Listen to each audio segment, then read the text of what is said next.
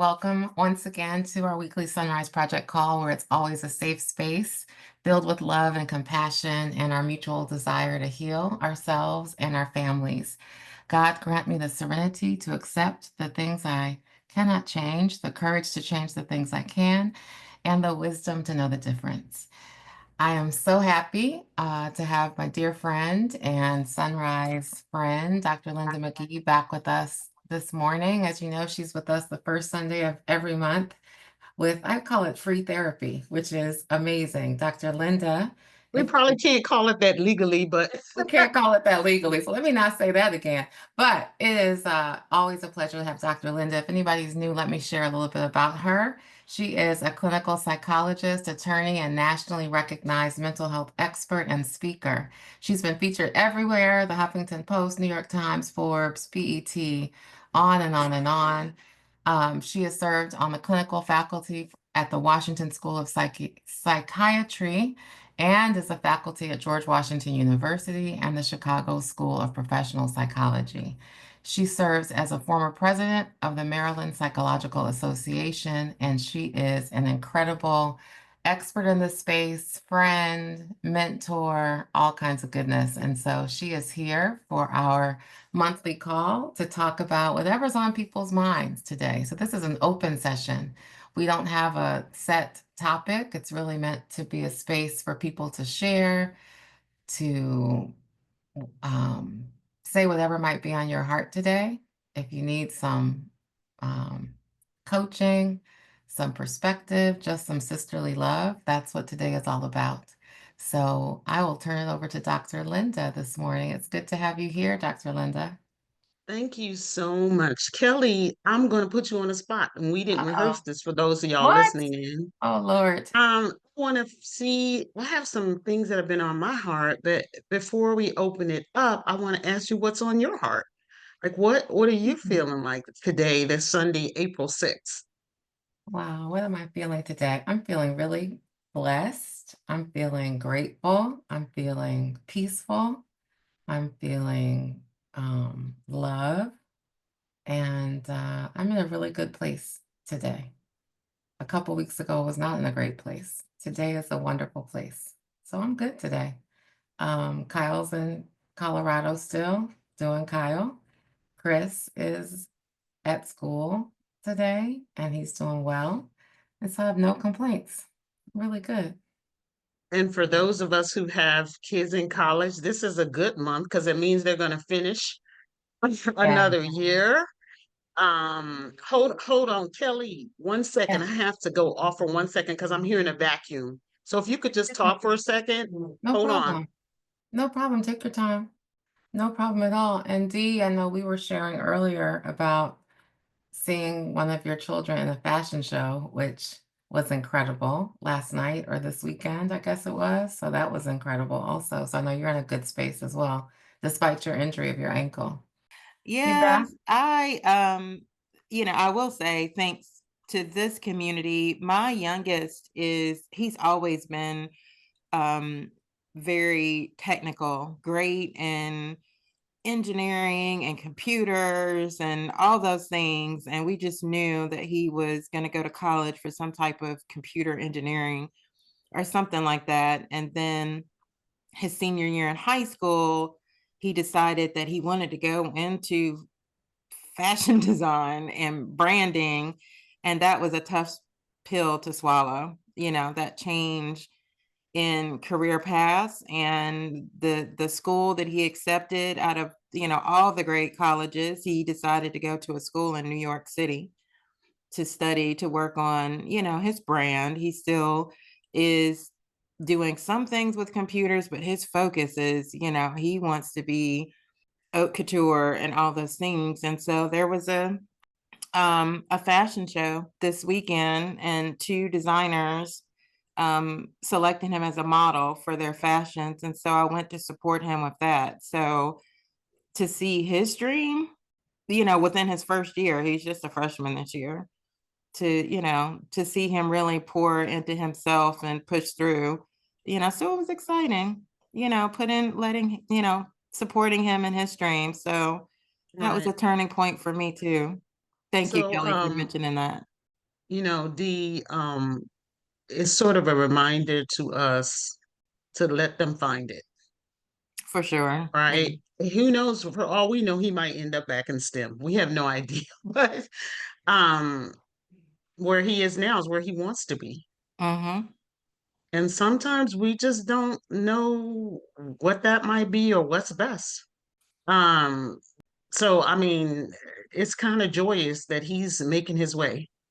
Yeah, I mean, that's his personality anyway. It was just kind of Hmm. a blow. Like, I don't even know where that came from, like where that interest came from, like the senior year in high Hmm. school.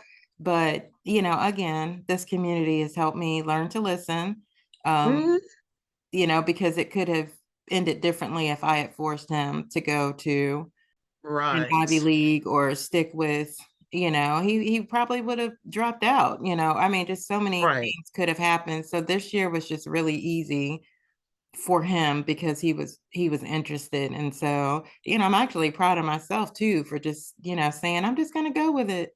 I've taken a page from Kelly's book, I'm Right, just supportive. And right. this is the first job that I was able to do that with, and it's just worked great. So, It also takes the pressure off of us when we let go oh, a it little bit. did. It really Mhm. did. This year for him was, it was just easy. I just let him tell me what to do, and I'm not used to not being needed, except for sending money for groceries and everything else. But yeah, I'm proud of him. That's great, Dean. I'm proud of you for changing Oh, Same, your behavior. same. And y'all forgive me for going away for a second. The vacuum was being run and I could hear it very clearly. So We couldn't hear it, but that's okay. No problem at all. I was afraid you would be able to hear it. So, my husband and I are packing up and getting ready to leave. And so he was vacuuming. All good. So I can't say, I'm ungrateful for that. Um, Exactly.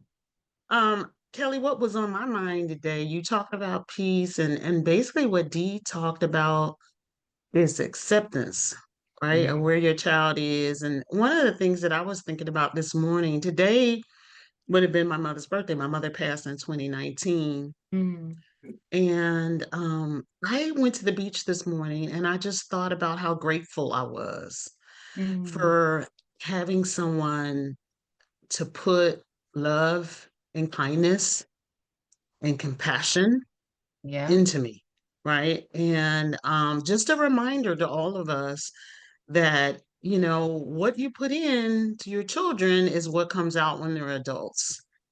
Mm, And, to try to feed into them acceptance, love, but mostly I just have this overwhelming sense of gratitude toward her for having all those kids, and because I wouldn't be here if she didn't. you were one of I'm 9 12, of is that right? 12. Yes, Yeah. I'm 9 of 12.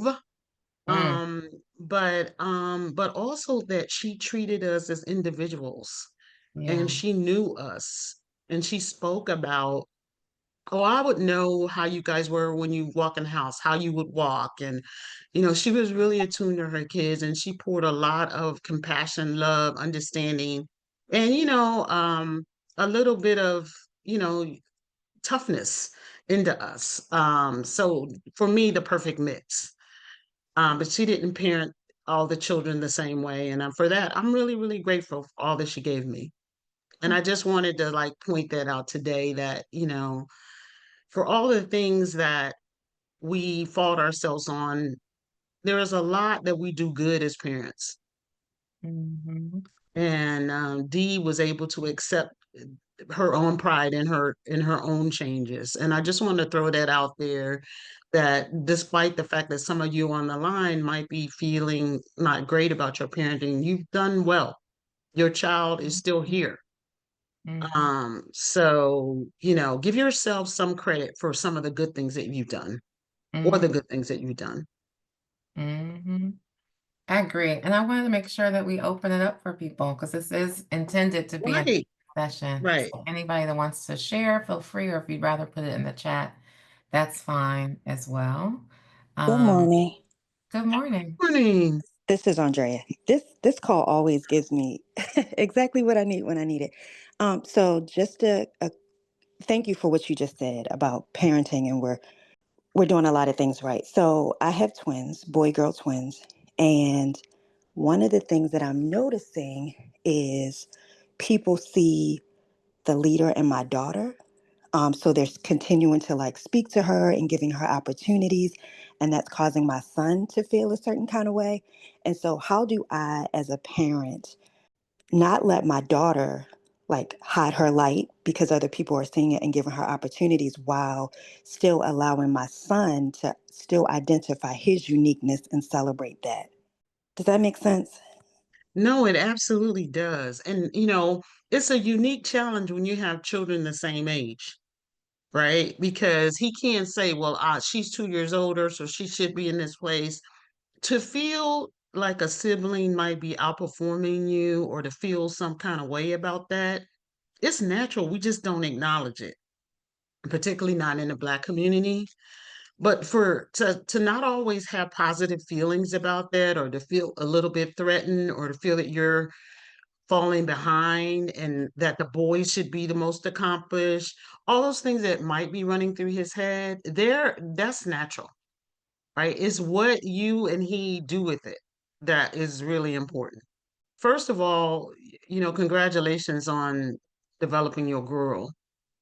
Um, it takes, we talk about boys a lot, but it takes, refined parenting to bring out leadership skills and help a daughter navigate through the world where she's clearly emerging as a leader. So keep it up because we need more of them.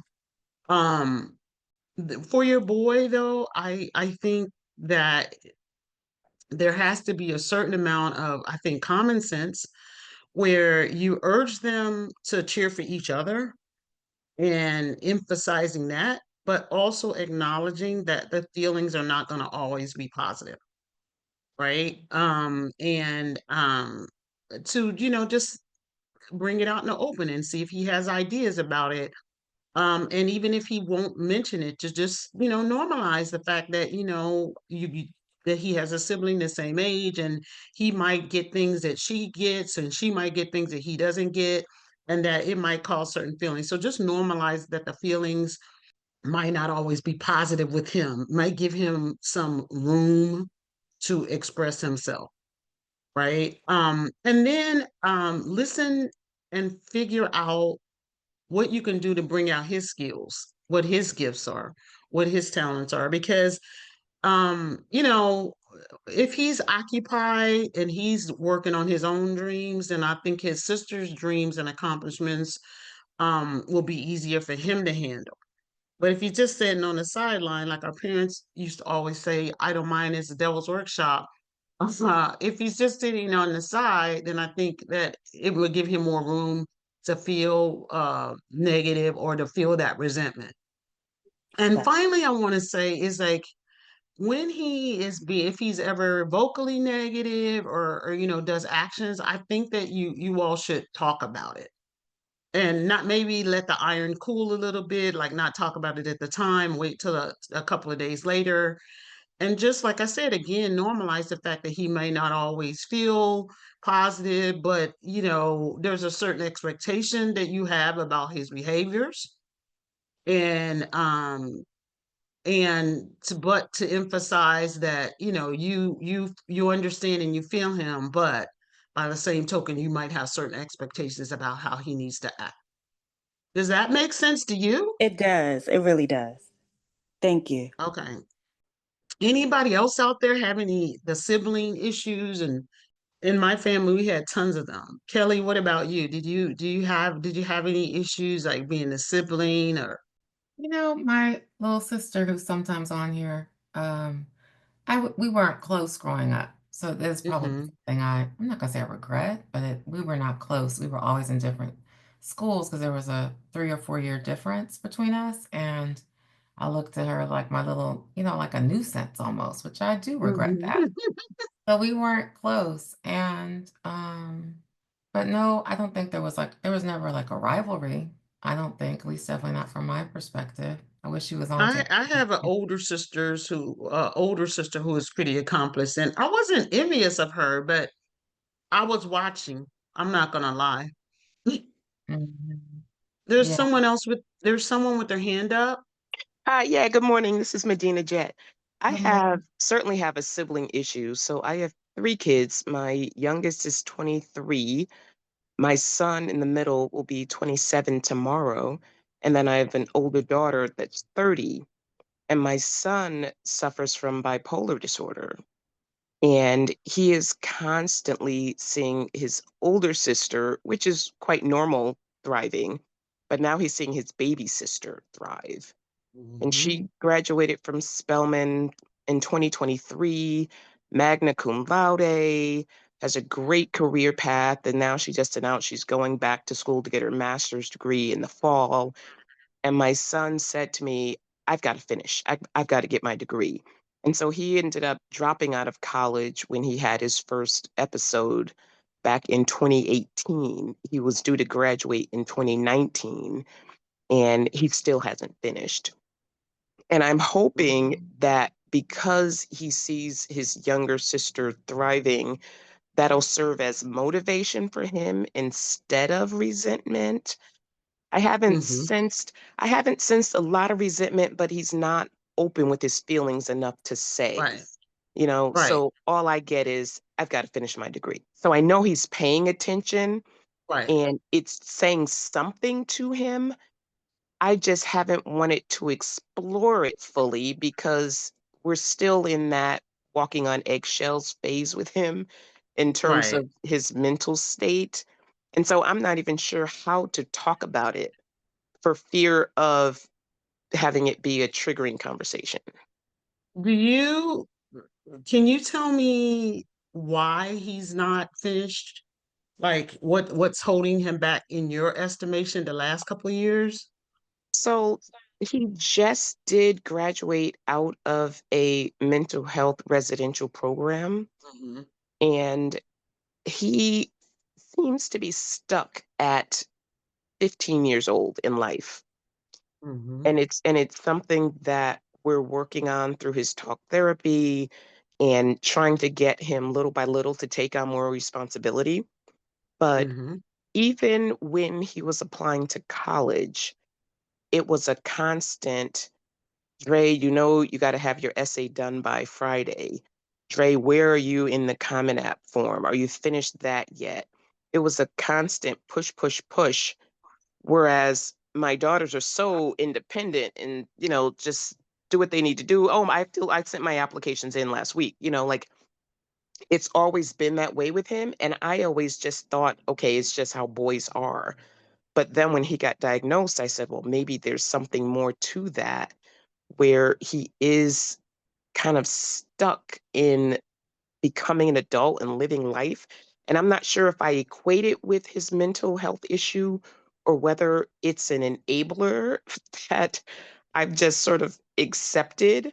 But I said to him, in order for you to be able to apply to college and finish, you've got to want it bad enough that you're able to do everything you need to do, reach out to your two former schools, get your transcripts.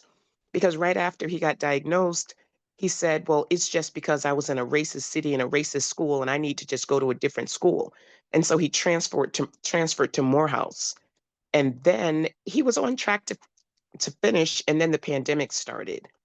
So, and his condition just worsened, and it was, constant cycling of episodes. And so he never finished.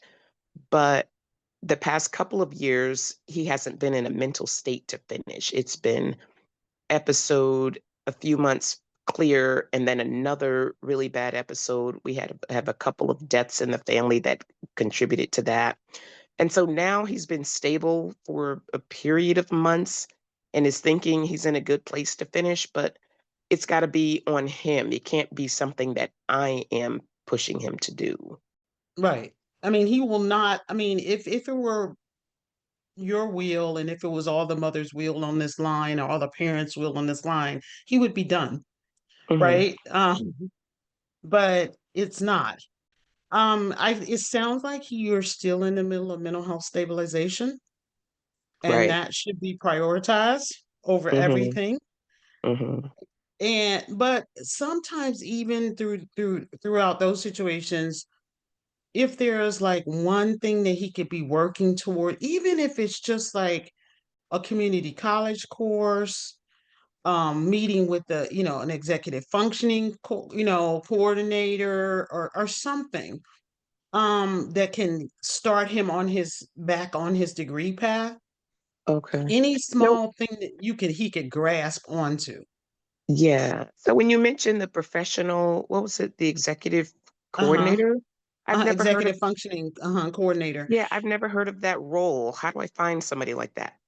Usually nowadays, they're on colleges keep a list, executive functioning coaches, executive functioning coordinators, the learning center or the disability student services office usually has a list of people He's that got you to could be work with. enrolled before he can get that type of service. Right. Then Okay. in your community, there are also people that can help, that functions like executive functioning tutors. So what you want to try to do is to continue to try to remove yourself from having that role, Mm-hmm. right? Um, because that usually just comes up with the parenting, gets all confused in the parenting conflict, Right. right? So like one thing you could just say to him is that, you know, it's about the consistency, right? Like if he wants to finish, he has to figure out the day-to-day steps and not just have this grandiose wish of finishing college, which is what Mm-hmm. I see a lot in kids who suffer from mental difficulties. They have these lofty goals. They want to be a doctor, they want to be a programmer, they want to be a rapper, whatever it is, but they don't have consistent day-to-day goals to Mm-hmm. get them there, right? Yep. Yep. So if it's just sort of emphasizing that point but not belaboring it, if it's there so and so college has this program that can help you get back on track. I know Morehouse has done a lot in terms of opening up their online programs to help Black boys and Black young men get their degrees. Mm-hmm. But even still, what he needs is a degree. It does not matter where you get it from, right? For Right. now, right? We're not talking about his trajectory in life. We're talking about Right. getting a bachelor's, right? So if Morehouse is not attainable for him, then why not get credits at a community college? Why not get credits at a local college? Why not get credits any way you can? Mm-hmm. So maybe open up the world a little bit. But my suggestion to you would be to start small, um, suggest something, and then back up and see where it Yep. goes. Yeah, and that's good feedback. And I've had that conversation with him about community college as an option. And I said, don't feel like you have to go where at a college at the level you were, Right. because I feel like I'm in that phase of acceptance where he's still in the grief phase Mm-hmm. and And not and fully and accepted that he's not the same person now. right.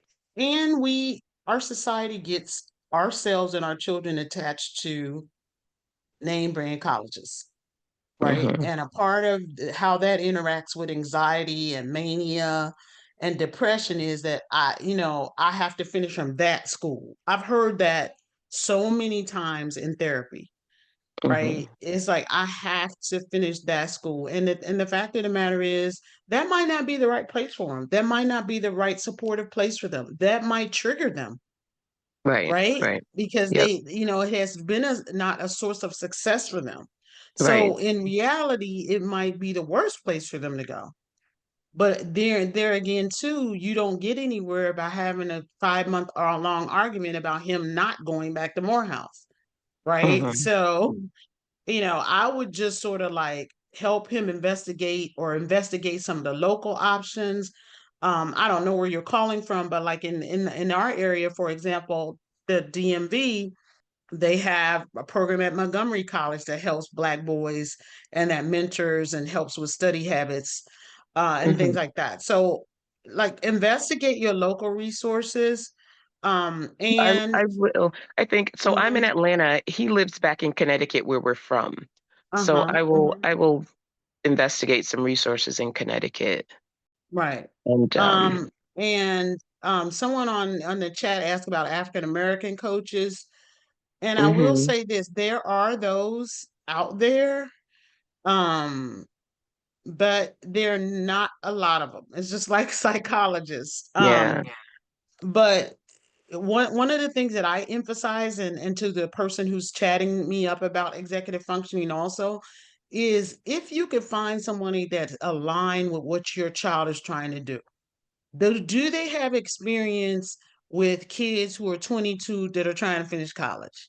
Do they Mhm. have experience meeting with kids in college on Mondays and Wednesdays to help them get their work in?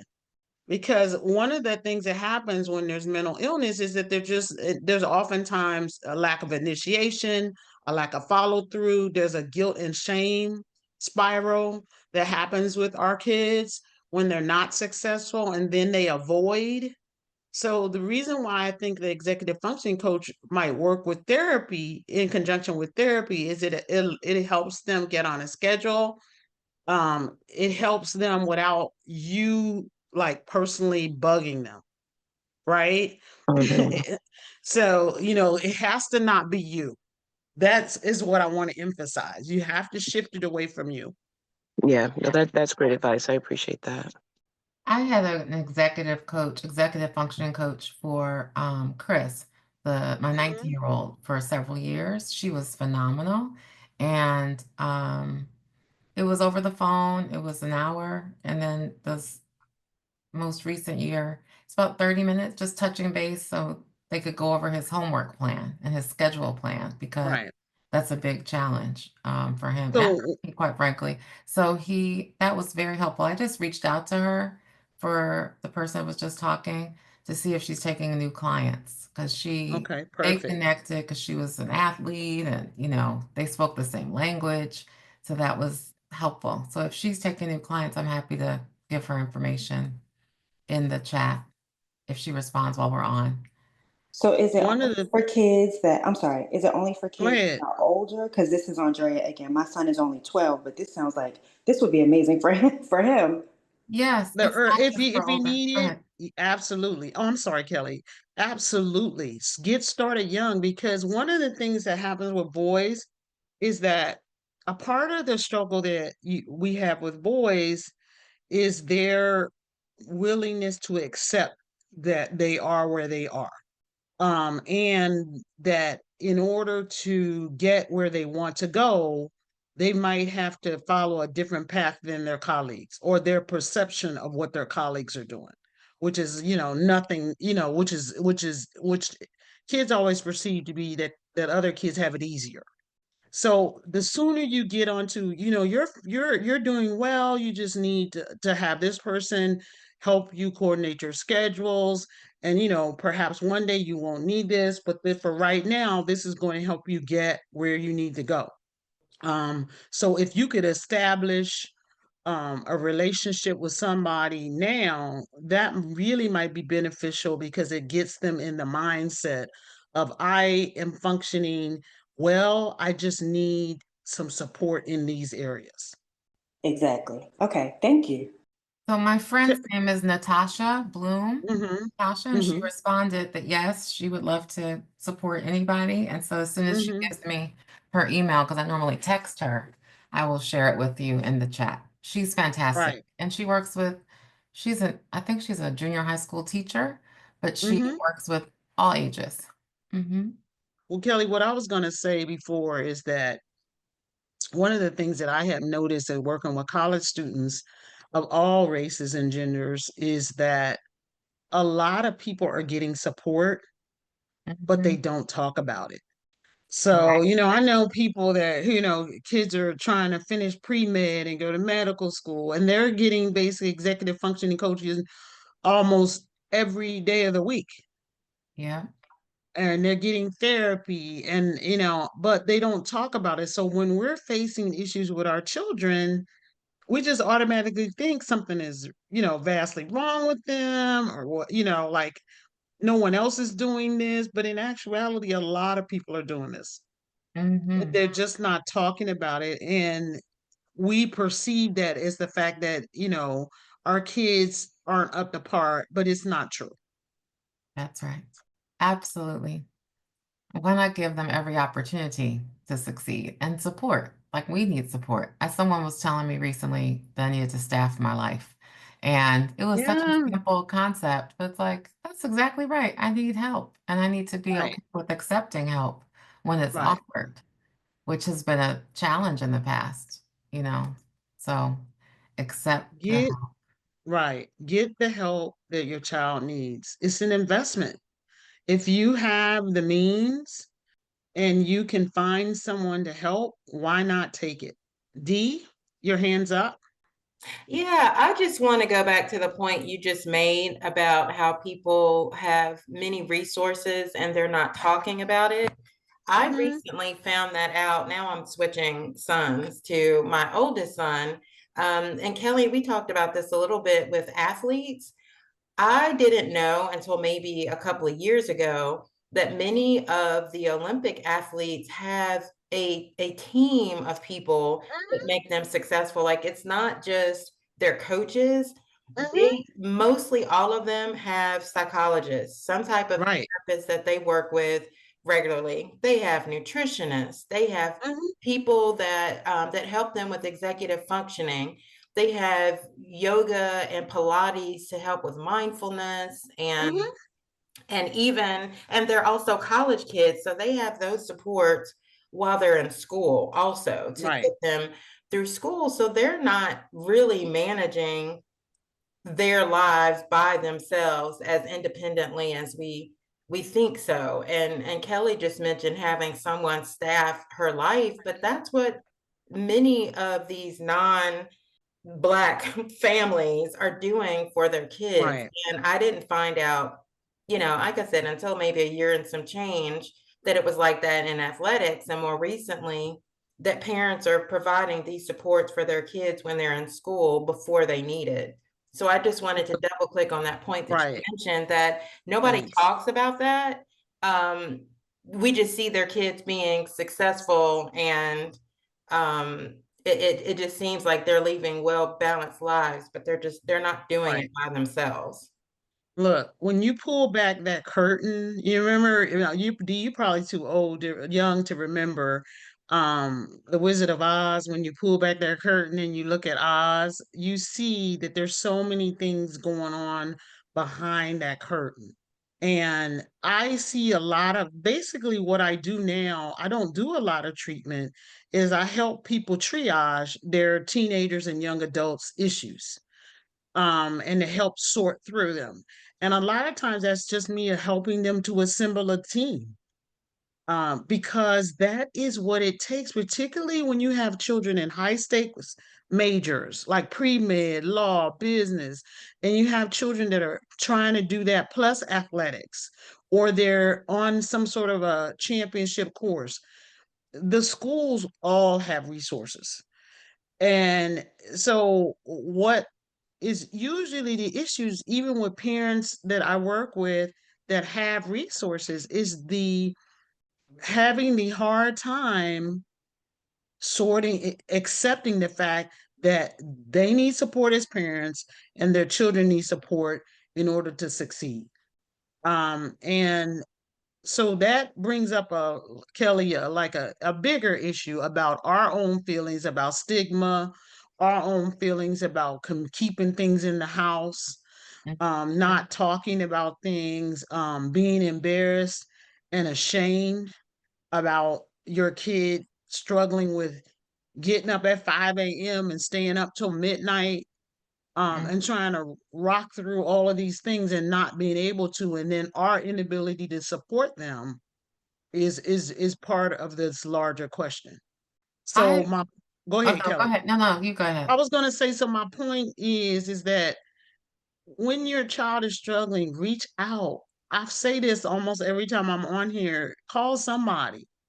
Call a friend, call the therapist that you met at lunch, call the executive functioning coach, talk to your kid's teacher, the one that you were friendly with, right? She's seen 400 eighth graders. She's seen thousands of eighth graders. You've seen one. So just reach out to people that are friendly and community and in your community to get advice, because a lot of times they'll say, well, my kid got tested and they ended up getting this.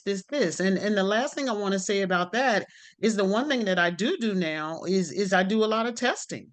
And what I will tell you is that Black people and people with resources bring their kids in too late, and they bring them in at a more advanced stage. And what the parents don't realize is what we're running away from in terms of accommodations and diagnosis, other groups of people are running toward, because they get extended time. They get to take their SAT over days instead of one day. And at private schools and colleges, 30 to 40% of kids have some kind of accommodation. And that's what we don't understand. We're not playing the game that they're playing. Can I ask a question about the accommodations? Because Mm-hmm. many of our children have 504s or, Mm-hmm. accommodations for high school.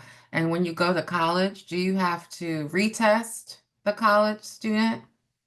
So let's separate the question of accommodations and testing. Okay. Okay, yes. Testing, people typically will take it if it's less than 5 years old. It depends. There's no like sell by date. So if your kid is 13 or 14, what I tell people when they call me is like wait till they're like a freshman or sophomore in high school if you can, to get them tested, because then you're not under pressure to have to get them tested again before college. But typically, a college will look at a report and they'll tell you, this is too old. So if you have a middle school report, you're probably going to have to get them tested again. If you have a late high school report, you probably won't have to get them tested again. The accommodations are different, right? For Because there's college. Is that what you're saying? yeah. So you have to actively take that report and take it to the college student services disability support, and put it on file and register to get accommodations. Now, another reason why you might have to retest is that the accommodations in college are under typically the ADA Act, Americans with Disabilities Act, and not under the special education laws. So you have to understand that there's separate systems in play, and sometimes you might have to get additional testing.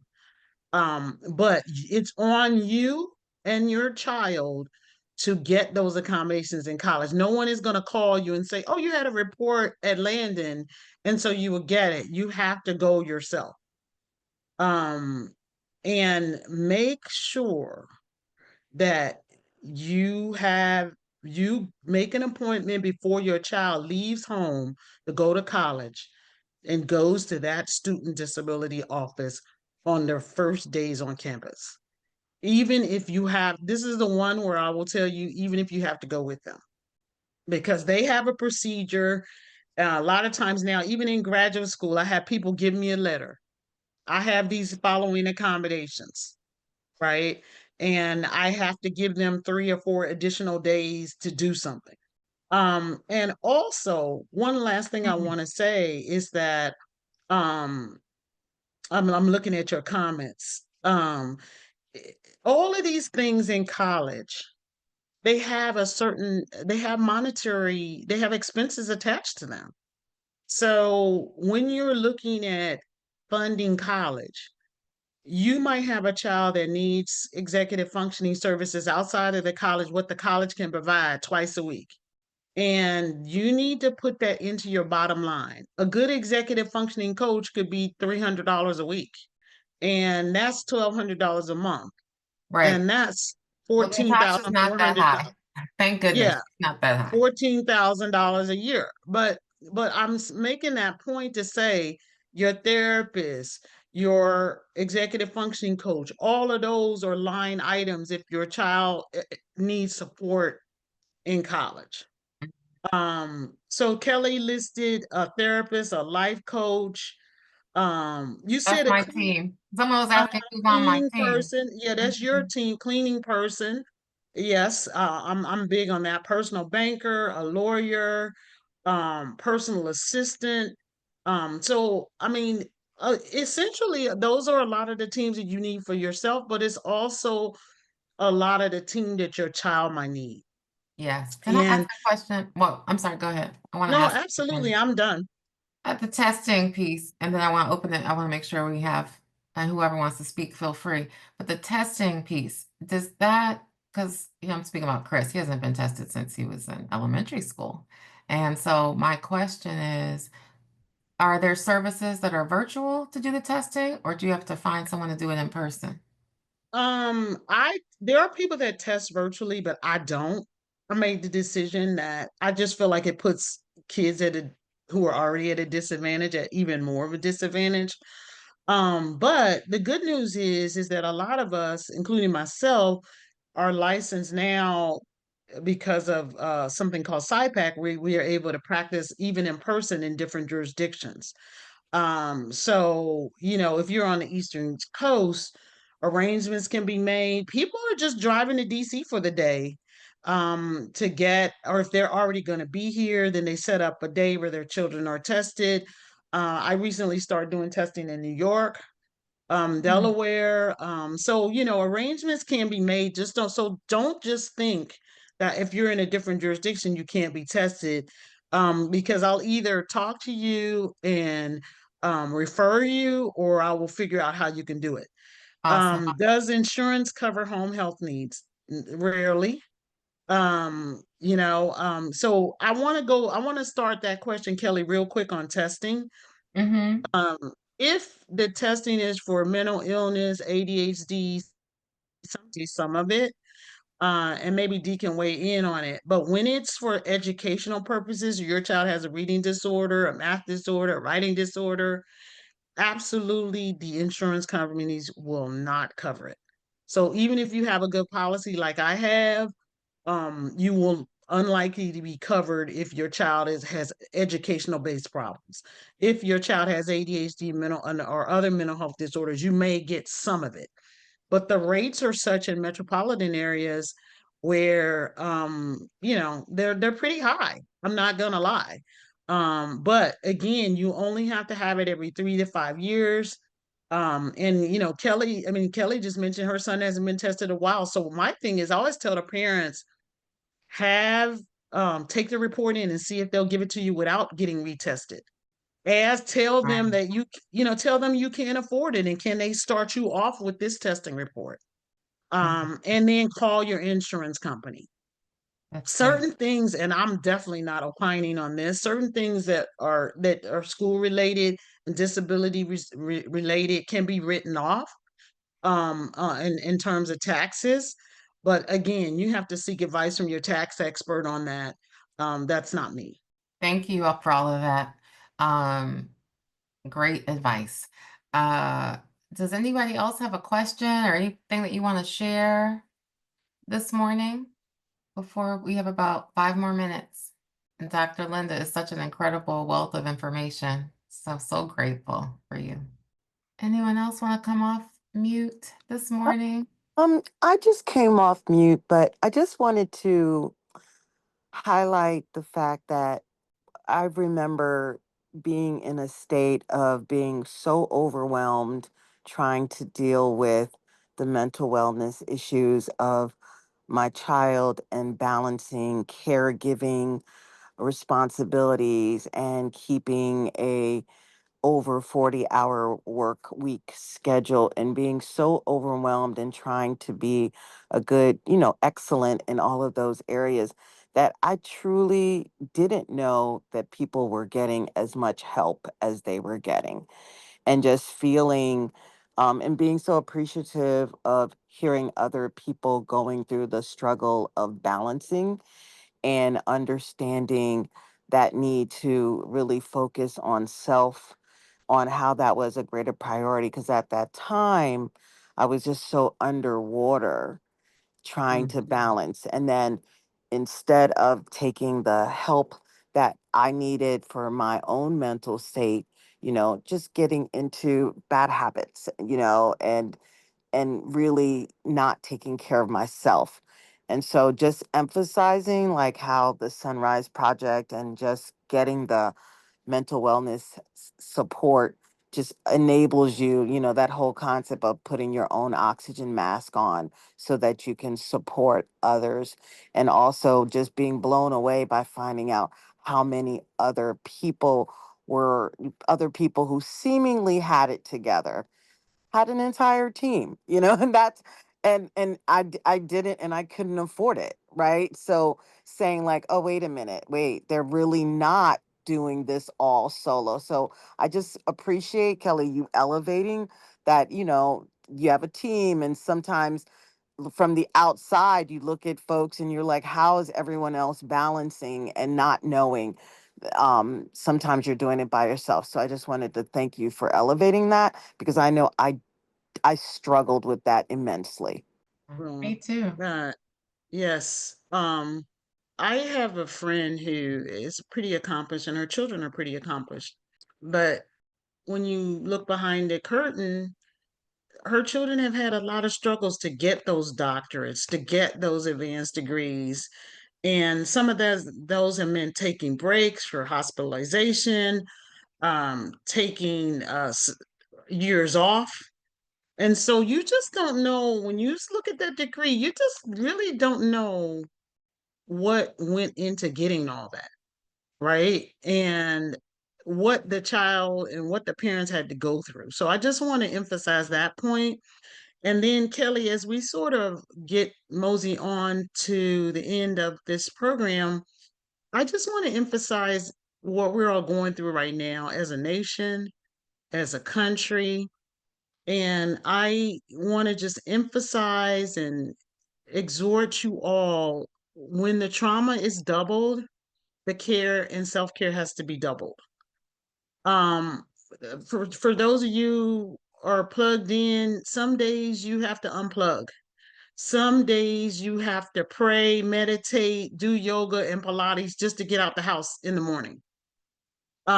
So I just want to leave, that's the thing that was on my heart this to say at the end of this show, is that double your self-care. Take some breaks this summer. Um, whatever it is that feeds you, that calms you, double down on that this summer. We talked about that when you were here before. I think that's so important, and it doesn't have to cost anything. It could be a walk, or it could be breathing, or it could be Mm-hmm. just walking around the block. But taking that Mm-hmm. Walking around the moment. block. I just went yesterday to Marshall's and bought facial mask and a whole bunch of cheap stuff, only totaling $50. Mm, And I've decided every week I'm gonna give myself do masks, do all these things, put the things on my feet, all these things just to like calm myself, to add that to my routine this summer, just an extra bit mhm. of self-care. Yeah. So if somebody on this line need to hear that today, Mhm. and I don't know who it is, but dig deep this summer to take care of yourself and to take that hour or 2 hours or 2 weeks, and even to the point where you don't hyper focus on your children's problems, to give yourself some self-care, to make your medical appointments, to get yourself checked out, to change one thing about your diet, your exercise, your sleep, what have you. Um, when the traumas are double, the self-care has to combat those things. That's so good and so true. So true. The self-care is critical. And I think, even little things we've talked about here before of not watching the news so much because it's just Hmm. something crazy every day is happening. But love the And that thought and about that is that is planned and intended. Destabilization is the focus. It is the point, right? So you combat that by like unplugging right. and taking an hour to just go sit in the corner and read, or for me, like the social media that I like sometimes is is associated with Black people laughing and dancing and finding joy and supporting one another. But find out what feeds you. What feeds Kelli and me may not feed you. So go find that joy, go find that Bible study, go find that sand, whatever it is, knitting, that calms you, that makes you laugh, that makes you smile, that makes you grateful and appreciative. Find those things. Love that. Thank you for this morning. As always, you're fantastic, Dr. Linda. Appreciate you so much. And everybody for being here. Thank you for your questions and comments. And we do this once a month. The first Sunday of the month, Dr. Linda is our resident expert and friend. And I just want to say how much I appreciate you always being here. And I've known you since my kids were born, so really appreciate you. And then I want to also share before I turn it over to Dr. Vicki Johnson that Tina Lifford offered for people that pre-ordered her book, which is now out, that she would come give us a private SonRise session around the inner fitness experience and the inner fitness project. So we will be doing that on Wednesday, April 16th. So not this Wednesday, but April 16th, and that will be at 7:30 p.m. Eastern. We do a monthly Sisters Unfiltered, so she will be our special guest. We will send out a special email about that and some social posts, so you'll get information about that as well. And then next Sunday, we have Dr. Lynn Richardson coming back to give us, if anybody's not filed their taxes like myself, some final tax tips and some things we can do to craft our financial strategies for this coming year. So that's next Sunday. She was phenomenal a couple months ago, and we had a lot of requests to have her come back. So she'll be back next Sunday. So I wanted to just share those couple bits of information. And right now I will turn it over to Dr. Vicki Johnson to close us out this morning. Thank you, Kelli. As always, Dr. Linda, you're amazing. I just love sitting and listening and receiving. So thank you for so graciously sharing. I want to close out today with a scripture as a prayer. And it is Isaiah 61 and verse 7, the Amplified version. And it really is just an exclamation point to what Dr. Linda has instructed us to do, that when the trauma and chaos and drama doubles, we have to double our self-care and self-love and compassion. And Isaiah 61 and 7 says, instead of your former shame, you will have a double portion. And instead of humiliation, your people will shout for joy over their portion. And I am akinning your portion to us, our individual selves, that we get to shout for joy over how we are caring for ourselves. And it lastly says, therefore, in their land, they will possess double of what they lost. Everlasting joy will be theirs. And I think it's so important for us, and I'm praying that we lean into our joy, lean into what we know, lean into what works as we pull away from what causes us trauma and drama. And so my prayer and decree today is that we go forward into the rest of this day and the rest of this week, leaning into our joy, knowing that our portion will be double when we take care of ourselves and steward ourselves well. That God's promise to us as a people is that our portion of joy will be double. Have a powerful day. Thank you, Dr. Linda. God bless you for your pour, and may you be restored for all that you give to us every week. Thank you. See you all next week. Thank God bless you. Bye-bye. Bless you too. Thank you, Dr. Vicki. Thank you, Dr. Linda. We'll be back next week. Have a beautiful day.